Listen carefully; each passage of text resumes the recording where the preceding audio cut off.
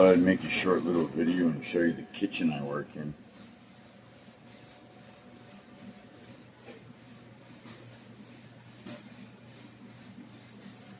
Got a double reach in, a proofing box, double ovens, double warmers, fryer, flat top, grill, stove.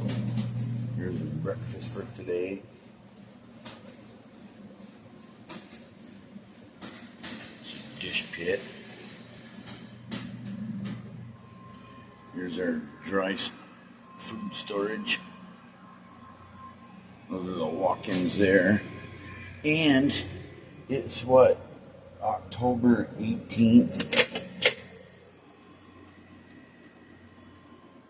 And we've had a blizzard going on here for the last 12 hours already, or longer. Yesterday morning, wait,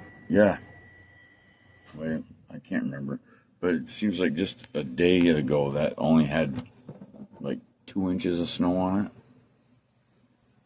It's been like this since yesterday afternoon. Gotta love it. North Slope in Alaska.